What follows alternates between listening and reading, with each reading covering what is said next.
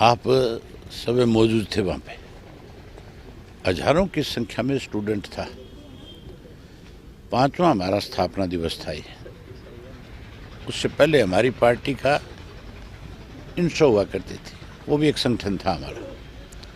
लेकिन उस संगठन को तो लोगों ने पहले दिन से ही बेईमानी के साथ अपनी रजिस्ट्रेशन करा रखी थी। नीयत तो उसी वक्त उनकी खराब थी, तभी उन्होंने इस तरह के काम किए थे। लेकिन हमने नए सिरे से फिर युवा के संगठन को, इसको स्टूडेंट्स के संगठन को बनाने का काम किया और आज हजारों की संख्या में स्टूडेंट आए हुए थे। सबसे बड़ी बात ये थी कि सारे बहुत ही डिसिप्लिन्ड थे, कोई फजूल की बातें नहीं थी किसी भी तरह की। बहुत उत्साह के साथ सबने सबको सुना और हमने भी अपने उन स्टूडेंट साथियों को बाकायदा तौर पे भाषण देने की बजाय आज उनसे खुल करके बातचीत करी कि हमने भविष्य में आपके लिए क्या करना है, वो उनको बताया। हैरानी की बात है, आज लिटरेसी रेट जो है हमारा वो पिछड़ता जा रहा है, जबकि हम दिल्ली के चारों तरफ है। हमारा लिटरेसी रेट जो है बहुत हाई होना चाहिए था। हमारा 75% है, केरला का 93% है। कारण उसका एक ही है कि वहाँ पे हर सब डिवीज़न के ऊपर यूनिवर्सिटी है या यूनिवर्सिटी लेवल के कॉलेज बने हुए हैं।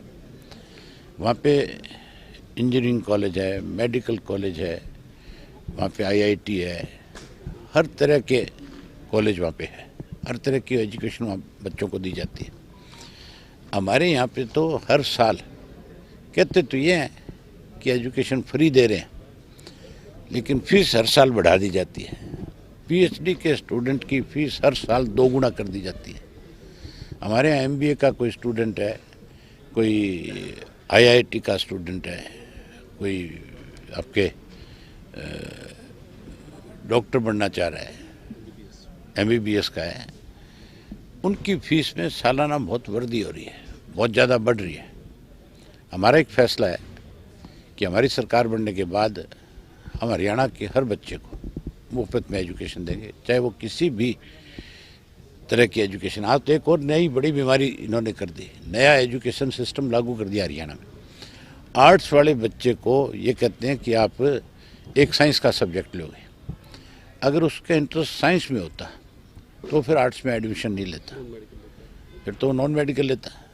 अब बच्चे का कहाँ किस एजुकेशन में इंटरेस्ट है वो बच्चा तय करेगा, ना कि उसके साथ आप किसी तरह की ज़बरदस्ती करोगे।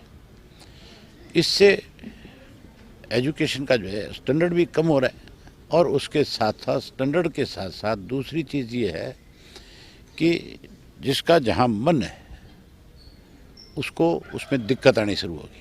एक ये जो सेमेस्टर सिस्टम लागू कर दिया, इससे भी बच्चों में बहुत बड़ी दिक्कत है। ना तो वो प्लेग्राउंड में जा सकता, ना वो और दूसरी एक्टिविटीज़ में हिस्सा ले सकता।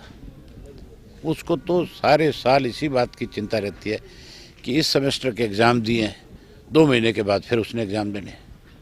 वो तो किताब का कीड़ा बन करके रह गया, जबकि ये उम्र उसकी जो है हर फील्ड में आगे बढ़ने की है, चाहे वो स्पोर्ट्स के अंदर है, चाहे और दूसरी एक्टिविटीज़ है, कोई हर एक्टिविटीज़ में उसको बढ़ने का मौका मिलना चाहिए।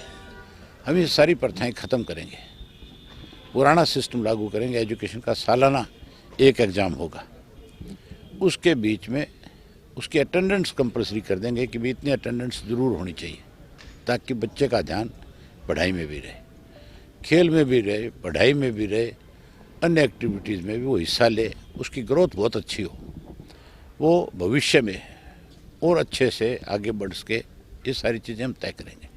इलेक्शन में किस तरह की युवाओं की भूमिका रहने वाली है? हमने पहले से तय कर रखा है 50% युवाओं को टिकट देंगे, जिसमें आप मान के चलो बहुत सारे स्टूडेंट भी ऐसे हैं जो आज PhD कर रहे होंगे, जिनकी उम्र 25 साल के आसपास होगी। हम उनको भी आगे लेकर के आएंगे। जब तक इन बच्चों को आगे नहीं करोगे आप, तब तक देश आगे नहीं बढ़ सकता।